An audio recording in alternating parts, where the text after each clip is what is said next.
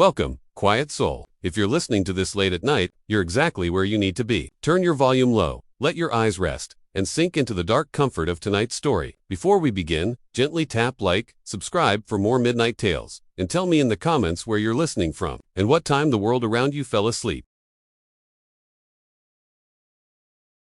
I took the closing shift at the Dollar Basket on Route 11 because my financial aid didn't cover summer rent and my mom's hours at the clinic had just been cut again. I was 21, 3 credits short of graduating, living in a sagging duplex that smelled like dust and reheated noodles. The job wasn't great, but it was steady. Beeping scanners and buzzing fluorescent lights stitched the nights together. That faint chemical cleaner smell clung to my clothes like guilt. It was predictable, and right then, I needed predictable. That night, it was just me, 2 coworkers, and our shift lead. Taryn moved down the aisles with one headphone looped around an ear, humming to a song I couldn't place. Leo ran the other register and kept the mood light small jokes thrown at the fluorescent hum to keep the quiet from feeling too heavy. Rick, our supervisor, sat in the little office and pretended to do paperwork while he watched old game highlights on his phone, eyes flicking up only when the receipt printer jammed or the intercom, SQUEALED. Rain started right after sunset. The kind that makes the parking lot turn into a black mirror. The automatic doors sighed and snapped with people ducking in for gum, batteries, cheap birthday cards, normal stuff. The store felt warm and almost apologetic, like it wanted to convince the night it was ordinary. Around 8:40, the first weird thing happened. He walked in alone, tall enough that his head brushed the hanging aisle signs. He ducked slightly under the doorframe, like he was apologizing to the ceiling. His skin had that wrong, washed-out sheen under the strips. His hair was dark and messy, clumped in uneven spikes, like he'd hacked it himself. He stopped just inside the entrance and stood there longer than you should stand in a convenience store, staring at the linoleum like it was saying something. "You good?" Leo asked, loose, as usual. The man tilted his head. When he spoke, his words came slow, heavy, almost time. The phrase landed in the air like a pebble in a quiet pond. It wasn't threatening in a grab-a-bee-throat way. It was flat and measured, like someone reading off a line they'd rehearsed. Leo shrugged. "We're open. Take your time, man." Instead of shopping, he drifted under the aisle's seasonal snacks, hobby kits that never sell. He didn't touch a thing. On the security monitors, he moved like an old program, buffering. Stop, start, repeat. Taryn joked he moved like a loading screen. Rick didn't bother to look up. "As long as he ain't stealing," he muttered. At 9:05 he came to my register. Up close he smelled faintly metallic and damp. The skin around his eyes was thin, the kind that shows tired veins. He leaned toward the card reader and looked at my hands the way someone reads a clock. "Find something?" I asked because you asked that when someone's in your lane. "Not yet. Almost time," he said, and the breath that carried the words smelled like a basement. I tried to laugh with Leo. The noise felt like a fragile shield. The man tilted his head, as if trying to decode laughter, then drifted away. The rain grew harder. By 9:30, wind shoved sheets of water against the windows and Rick locked one of the doors early, telling us to expect an early close at 10. The store emptied into the storm cigarettes, quick coffee, people who wanted to be inside something warm for a minute, but the tall man remained. He passed my lane again and again, each time whispering the same phrase. "Almost time." The words wrapped around my chest until I could breathe only shallow. "Rick," I said into the headset. "That tall guy, he's still here. Keeps saying weird stuff." Rick sighed. "I'll handle it after close," he said, and the manager tone in his voice meant a promise that had little intent behind. At 9:55, the lights flickered. Thunder cracked so loud it rattled the ceiling panels. The last customers hurried away. Rick locked both doors at 10 and laid out the sweep routine. 5-minute clean. Stock count. We moved in the practiced, tired rhythm of people who do this shift every night. Taryn went toward the back to sweep. Leo grabbed a mop. I stayed at the counter watching the camera grid. The feed showed empty aisles like a stage wiped clean. "He's not showing anywhere," I said, the words thin. Rick's face tightened. He grabbed the flashlight under the counter. Taryn just went back. "He has to be around the stockroom." Her voice crackled through the headset, shaky. "There's someone back here," she whispered. We moved as a unit. The stockroom corridor is narrower than it looks. A throat of concrete between metal shelving. Rain pounded the roof in a rhythm that tried to swallow every other sound. Taryn stood pale at the doorway, hand over her mouth. "He's in there, just standing," she said. Rick swung the heavy door open like he expected to catch someone rifling boxes. The tall man stood with his back to the cinder block wall, shoulders rising and falling in a slow, deliberate breath. No basket, no sign of theft. Just a person placed wrong within the space. "Store's closed," Rick said. Voice clipped. "You need to leave now." The man turned partway, one pale eye angling toward us. "Now, it's time." The lights went out. Not a flicker, total black, like someone shut the room off. Emergency lights stuttered on a second later in a weak red pulse that made everything look clinical and thin. A plastic bin clattered to the tile and skittered and stopped. The sudden silence was a wait. The stockroom was empty. We froze. Then we heard it. Tap. Tap. 3 slow knocks from the front of the store. Deliberate, measured, like a hand checking off beats on a ledger. We ran through the red-lit aisles. The man stood outside the locked glass doors, rain streaming off him, his face pressed to the pane, leaving faint fog where he breathed. His eyes found mine and held. "Almost time," he said, "softer now." And the sound felt close as a promise. Thunder shook the doors. The lights flickered. For one breathless second, his reflection split, doubling him in the glass, so 2 pale shapes stood there. Then the power slammed back, and the cameras whirred as if waking from drown. The parking lot was empty. We didn't open the doors. Rick called the police with his voice thin and practiced. When the cruiser rolled through the lot, officers peered at the monitors and shrugged. "No prints," one said, "probably a drunk." Taryn quit the next week. Leo transferred. I kept the job because rent kept breathing down whatever spare room I had left in my schedule. 2 weeks later, another storm. Different crew. Same fluorescent throb. Same shine on the pavement. Same rhythm. At 9:58, the scanner chirped for no reason. The register made that polite beep that usually means someone finished a purchase. Then, tap, tap. 3 slow knocks came from the inside of the glass storage door right behind the counter where I stood. My spine went cold. Every hair rose. The sound sat in the air like a physical thing, and through the rain and the machines, close enough to be a whisper against skin, a voice said, "Now it's time. The end."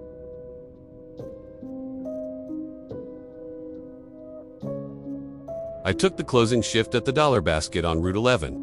Because my financial aid didn't cover summer rent and my mom's hours at the clinic had just been cut again. I was 21, 3 credits short of graduating, living in a sagging duplex that smelled like dust and reheated noodles. The job wasn't great, but it was steady. Beeping scanners, buzzing lights, that faint chemical cleaner smell that lived in your clothes even after a wash. It was predictable, and right then, I needed predictable.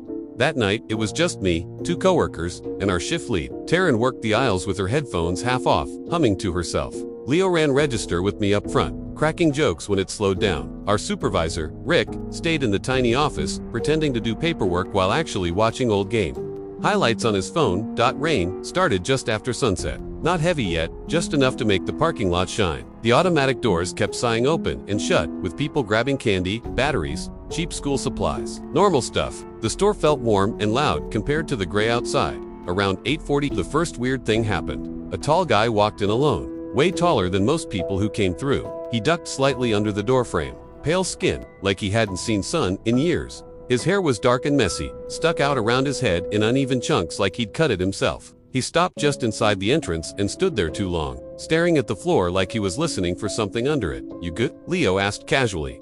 The guy lifted his head a little. His eyes slid toward me instead of Leo. His mouth moved slowly, like his words had to push through thick air. "Almost time." Leo glanced at me. I shrugged. Yeah, we're open," Leo said. "Take your time, man." The guy nodded once and drifted into the aisles with stiff, careful steps. We watched him go on the security monitor. He didn't grab a basket. He didn't touch anything. Just walked. Taryn leaned over. That dude moving like a loading screen. Rick didn't even look up. As long as he ain't stealing. Every few minutes, he passed through the same aisle on the camera. Seasonal snacks. Hobbies, back toward storage, then back again, always slow, always empty. Handed. At 9:05, he came to the register. Up close. He smelled faintly metallic, mixed with damp cloth. His eyes stayed a little too wide. He leaned near the card reader but didn't set anything down. "Find something?" I asked. His lips moved again, slow and careful. "Not yet. Almost time." Leo laughed awkwardly. "Man, that's cryptic." The guy's head tilted, like he was trying to understand the joke. Then he turned and walked back into the aisles. By 9:30, the rain picked up hard. Wind shoved water against the windows. Rick locked one of the entrance doors early and told us we'd close at 10 sharp. The store thinned out fast after that. The tall guy was still inside. He passed my lane again, closer this time. As he walked by, he whispered it under his breath. "Almost time." I felt my stomach tighten. "Rick," I said into the headset, "that tall dude's still in here. Keeps saying some weird stuff." Rick sighed. "I'll handle it, after close." At 9:55, the lights flickered once. The thunder overhead cracked so loud it rattled the ceiling panels. The few remaining customers checked out fast and hurried into the rain. Rick locked both doors at 10. "All right, crew," he said. 5-minute sweep, and we're out." Taryn headed to the back aisles. Leo grabbed the mop. I stayed near the counter, watching the monitor. The tall guy had vanished from every camera. "Rick," I said, "he's not showing anywhere." Rick frowned. "He's gotta be back in storage." Taryn just went that way. Before he could say more, Taryn's voice crackled through the headset, shaky. Hey, there's someone back here. Rick grabbed the flashlight from under the counter. I'm coming. I followed at a distance. The back hallway was narrow and darker than the store. Stacks of boxes on both sides. The storm hammered the roof above us. Taryn stood frozen near the stockroom door. He's in there, just standing. Rick swung the door open. The tall guy stood between the shelves, facing the wall. His shoulders rose and fell slowly, like he was breathing with effort. Store's closed. Rick said, you need to head out. The guy's head turned halfway, just enough that one pale eye looked at us. Now, it's time. The lights went out, not a flicker. Full blackout. Taryn screamed. Someone dropped the flashlight and it clattered across concrete. The emergency lights kicked on a second later, bathing everything in dim red. The stockroom was empty. No tall man, nowhere to hide. The shelves hadn't shifted. The back exit was still bolted shut. That's messed up, Leo whispered behind me. Then we heard it.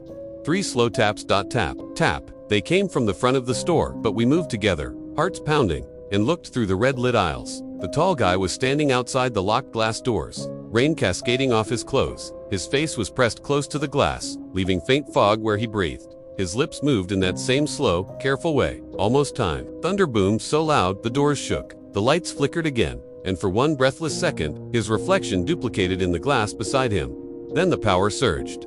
Back, the parking lot was empty. We didn't open the doors again that night. Rick called it in and waited for the police to drive through. They found nothing. No footprints. No sign of him anywhere on the property. Rick laughed it off like a stressed reaction. Taryn, quit the next week. Leo transferred stores. I capped the job because I needed it. 2 weeks later, on another rainy night, I was closing again. Different crew. Same hum. Same beeps. Same shine on the pavement outside. At 9:58. The scanner at my register chirped even though no one was there. Tap, tap. 3 slow knocks came from the inside of the glass storage door behind me, and somewhere close, too close to be comfort, a slow voice whispered through the noise of the rain. Now it's time. The end.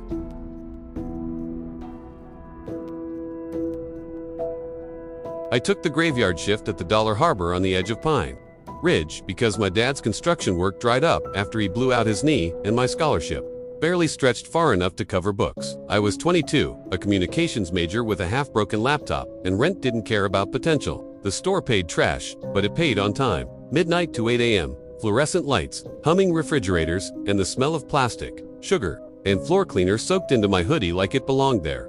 Most nights were slow in a way that made your brain buzz. You'd hear the scanner beep, echo forever. The distant tick of the wall clock over the greeting cards, the soft wheeze of the air conditioner fighting stale heat. My usual crew was steady. Nora worked cosmetics and talked nonstop about her dog. Eli ran freight and pretended to be grumpy but always brought donuts. Our supervisor, Brent, stayed in the back office scrolling on his phone and yelling out reminders like, no energy drinks after 2. Corporate says it looks bad. It was a Tuesday in late August when the weird started. Storm heat, the kind that makes the air feel swollen. Customers drifted in 4 chips and paper towels, moving slow like the atmosphere had weight. Around 1:10 a.m., the automatic doors slid open, and cold air rushed in with rain. That's when I saw him. He was tall. Not just tall, wrong tall, like his proportions didn't match the space. Pale skin that looked almost bluish under the lights. His hair was dark and uneven, clumped together like he'd cut it blindfolded. He stopped right inside the entrance and stood there, rain dripping off his sleeves. You good? Eli called from the freight cart. The man lifted his head slowly. His eyes slid past Eli and landed on me instead. His mouth moved with a delay, like sound had to catch up. Still, on time, he said. Nora whispered near my shoulder. Man, what does that even mean? I kept my voice light. We're open. Let us know if you need anything. He nodded once and moved into the aisles with a careful, dragging walk, like his feet were half asleep. At first I told myself he was just another night oddball. Night shift collects them. People with insomnia, people avoiding something, people looking for one quiet place still awake. He wandered seasonal, then party supplies, then hardware. Never picked anything up. Every 10 minutes, he passed my register. Still on time, he murmured once, another pass. On time, the way he said it never changed. Slow, flat, like he was checking something off. By 2 o'clock. The storm outside had gotten louder. Wind shoved rain against the glass. The parking lot lights flickered, shaking reflections across puddles. Brent locked the side entrance early and told us we'd run skeleton until morning. Dude, giving you vibes, Eli muttered as the tall guy drifted past again. Yeah, I said, bad ones. Nora crossed her arms. He keeps looking at you. That's messed up. At 2:27, he stopped at my counter for the first time, up close. He smelled faintly like rust and cold water.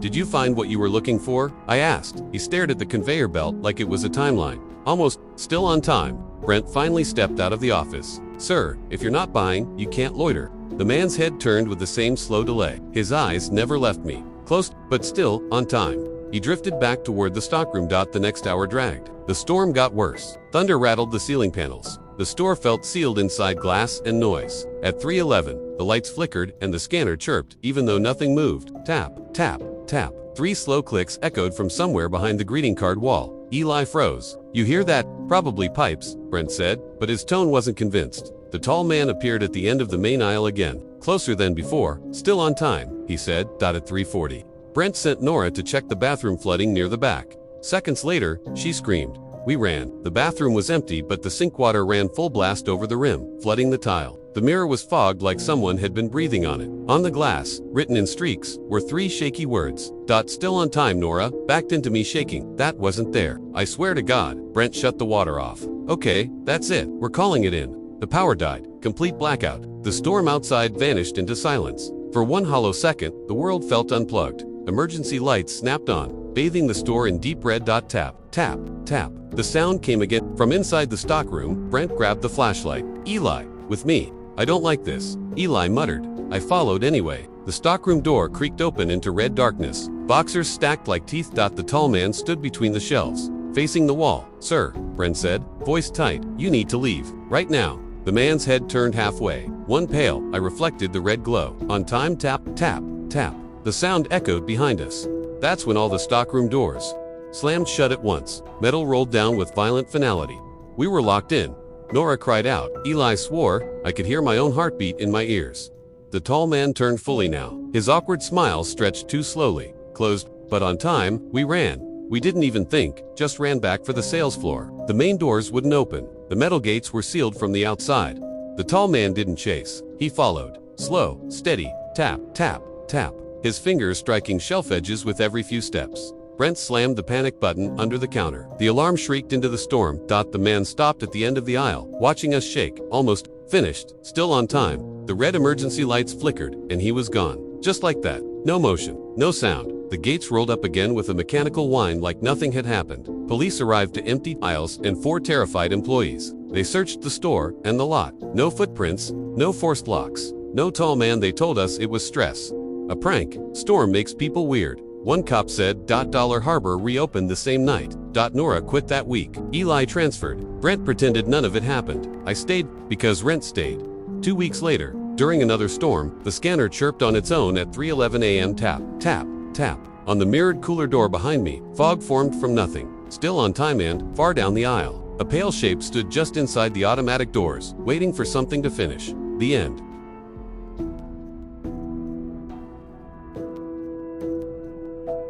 I took the midnight shift at Pinecrest Dollar because my student loans were starting to breathe down.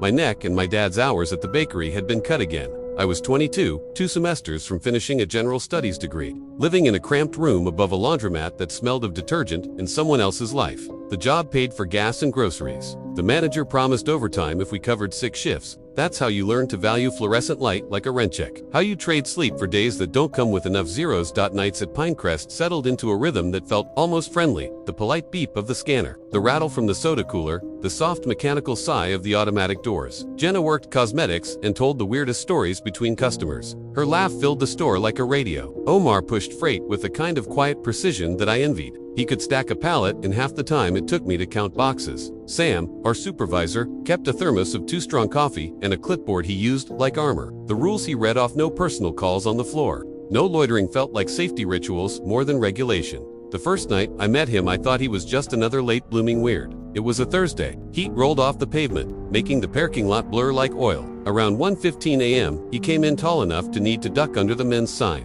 Skin that read wrong under the strips. Pale, like he'd been kept in a basement. Hair matted and cut in clumps as if by impatience. He didn't take a cart. He didn't touch a rack. He stood near seasonal and listened, like the linoleum was whispering. "You good?" I asked as he drifted close to my register. He tilted his head. His voice came slow and careful, like each syllable had to be dragged through thick air. After the third, Jenna peered over a display. "Huh, after the third what?" I prodded. He blinked like a sleepy animal. After the third, then he wandered away, moving like someone testing a body that had forgotten how. Night people are their own breed. Some whisper, some hum, some study the cereal, as if meaning hides between the boxes. We shrugged and kept working.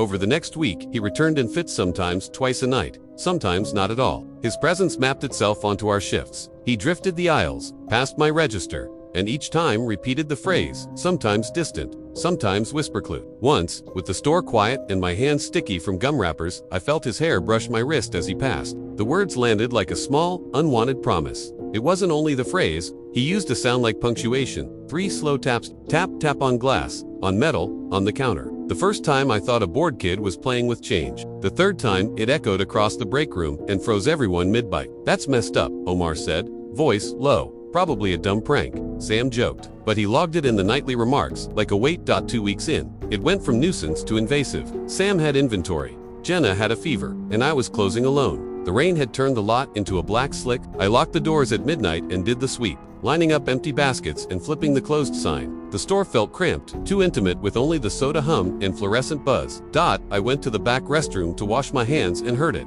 3 taps on the adjoining stall wall. Tap, tap, tap. I counted them like a pulse. My skin crawled. Hello, I called, trying to steady my voice. Silence. Then his voice near enough to be inside the tile seam. After the third, the mirror gave me a ghost for a second and edge of shoulder, the slope of a neck, and then nothing. I ran for the surveillance monitor. The feeds showed empty aisles. One camera flickered to static and returned with a faint wet trail, leading away from the automatic doors and stopping mid, as if someone had stepped into the night and dissolved. Sam found me pacing, hands in my hair. He listened and sighed. File a report, he said finally, and don't be alone for a week. On a late Saturday, the pattern escalated. A delivery truck backed in the wrong way, and while Omar moved pallets, I watched the monitor. The man under the awning, hands shoved deep in his pockets, tapping the storefront glass. Tap, tap, tap, palms, counting something private. The noise traveled through the glass and settled low in my chest like cold. I called my roommate before leaving and asked him to keep the porch light on. He grumbled, but did it. A month later, he crossed a line. Walking to my car, I heard 3 soft knocks on the driver window. Tap, tap, tap. I sat with the seatbelt clicked, heart sharp in my throat. Through the glow of the porch lamp, he looked at me with those empty eyes and mouthed, after the third. The rhythm felt like a measuring stick held against me. That night's sleep evaporated. I hid my keys under my pillow, a small, useless talisman. I told myself it meant nothing, that rituals are only rituals until they aren't. Patterns don't ask permission, they teach themselves. My hallway radiator would give a soft 3-beat creak when the building woke. A laundromat washer would make a triple knock at spin cycle. Once a post-it fluttered from under my mailbox with 2 thin words. After the third dot, I filed a police report. Officers were patient, took statements, drove lights along the lot until the rain washed whatever prints might have been left. We'll do extra patrols, one said, in the tone of a man trying to mend an open thing. The patrols came and went. The taps returned. Then the storm that felt like a fist hit town. Sam called in sick. Jenna was on vacation. Omar stayed for the new shipment, and because overtime is money, I covered. At 3:11 a.m. the lights hit, fluorescents buzzed, registers blinked dead. The automatic doors creaked and froze, half open like a mouth that wouldn't close. Tap, tap, tap, dot. The sound came from the loading bay like someone writing on metal. Omar lifted his flashlight and saw 3 vertical palm marks on the roll-up door. Deliberate as handwriting. Who leaves handprints like that? He breathed out. We bolted the door and hit the alarm. The siren screamed into rain that felt like nails. A minute of nothing. Then taps started everywhere on windows, cooler glass, the back dock. Tap, tap, tap. We huddled near the registers, breath loud in our ears. The little callbox window for deliveries held a pale face pressed to it. The mouth formed syllables I felt in my bones after. The third dot, dawn brought patrol cars that made the wet lot shimmer. Footage looked like a bad film. A pale man in aisles, reflected in freezer glass, appearing and vanishing. No arrest.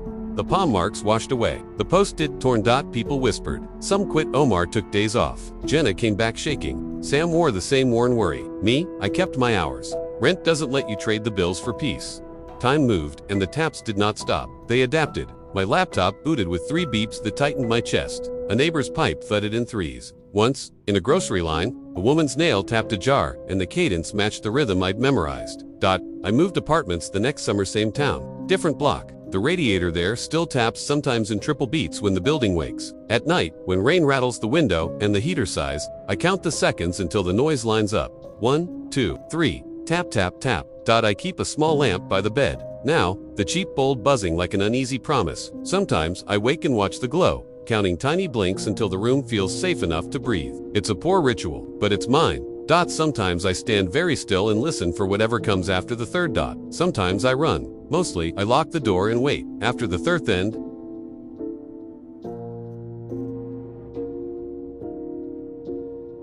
I took the graveyard shift at Pine Hollow Dollar because my scholarship paused for the summer and my mom's hours at the diner got cut. Rent doesn't negotiate. I was 21, a couple credits from finishing school, living above a laundromat that smelled like lemon detergent. The night job paid the bills. Beep of scanners, thud of boxers, hum of coolers. My regular crew was a steady 3. Jenna ran cosmetics and knew every lipstick by name. Omar handled freight like it was carpentry. Sam, our manager, kept a thermos of terrible coffee and a clipboard he used like armor. He was the kind of guy who said safety first, then argued with distraught grandmas about coupons. The first night I noticed him. The store smelled like hot pizza from next door, and the fluorescent lights buzzed. He came in around 1 a.m., tall enough to need to duck near the hanging signs. Hair clumped and messy, skin so pale it red-blue under the strips. He stood just inside the doors, hands folded, watching the tiles like they were saying something. "You good?" Omar called when he wandered past the pallet.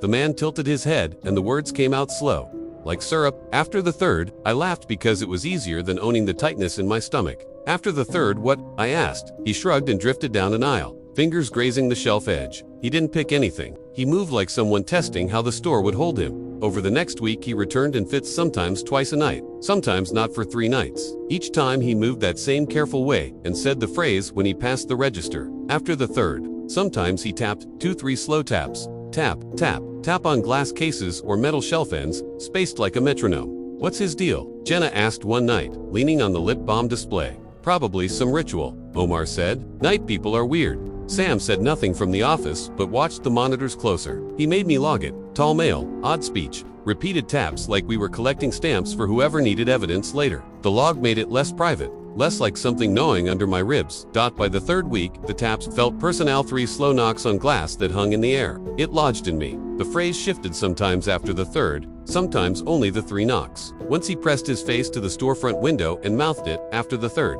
Sam said, if he came back again, call the cops. We tried not to laugh at ourselves. One night when Jenna was on break and Omar was unloading in the back, I rounded an end cap and nearly ran into him closer than ever. His head bowed like he was listening to the linoleum. He didn't speak at first. He watched. The light sliced his profile into planes. "You can't loiter here." "Man," I said, trying to sound in control. He looked up with an awkward slow motion. After the third, he said. Before I could answer, he tapped the metal end cap beside me. Tap, tap. The sound rang through the aisle like a bell. For a second, the light seemed to swim, and the mustard across the aisle looked absurdly normal. "Get away from me," I said, voice breaking. He smiled slow, as if the smile had to catch up. After the third, he whispered. We called Sam. The cops drove slowly by and shrugged. We felt both childish and watched. Then, during a storm, things escalated. At 3:11 a.m., 3 sharp tap sounded close enough. My molars vibrated. He stood at the automatic doors, rain streaming off him, tapping the glass, mouthing after the third. The front doors jammed. The metal security grate snarled down and locked with a metallic shriek. We were cut off from the lot. The tapping started all over the building, on the roll-up bay, on cooler glass, on the janitor closet. Tap, tap, tap. The registers blinked out. Emergency lights painted everything thin red. He stepped into the center aisle. Close enough I could see beads of rain on his lashes. He moved slow and careful, and without looking up he tapped the cigarette display 3 times. "Why are you doing this?" I demanded, which sounds brave on paper and raw on the floor. His voice slid out after the third, then abruptly, the exits banged open, as if the wind had torn the hinges free. We fled into pouring rain with our hearts pounding. Outside, the lot lay empty. The grate hadn't been forced. It looked as if it had unlatched itself. Police came, left with no arrests. Sam filed a report. Omar took days off. Jenna stayed away. Corporate sent a memo about customer safety. The taps returned in other forms. A triple beat from my alarm matched the rhythm. A coworker clipped a jar lid in the break room, and I heard the same cadence. Once a kid at the bus stop drummed his backpack in that pattern, and my chest fell into a hollowness I couldn't name. Recognition and dread tangled. Months after I moved apartments and told myself it might be over, I was doing inventory at a different late-night shop when a man tapped the glass counter. Tap, tap hand, left in the rain. My skin tightened the way it used to. I still work nights sometimes. I still pay rent. At closing, I bolt the door and listen. Tap, tap, because the world repeats small phrases until you learn them by heart. I don't know what after the third meant, and I don't want to know if it had any meaning at all. When I hear the 3 taps now, my hands go cold, and I see his slow tilt and hear the rhythm like a pulse. 1, 2, 3. After the third, then, asterisk.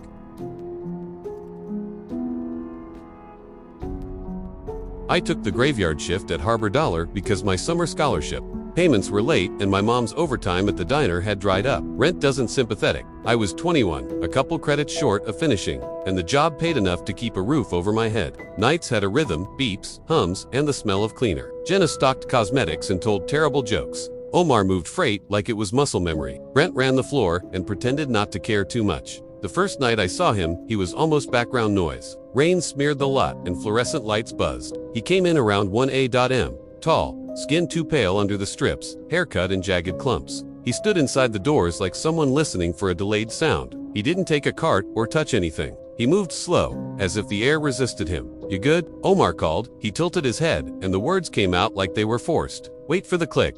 We laughed nervously and logged it. The phrase stuck. He returned, night after night. Always that slow, flat delivery. And a sound he used, like punctuation. 3 careful clicks, click, click on glass or metal. The first time I heard it at the register, I thought a kid was playing. The 7th time it hit, it sat on my ribs.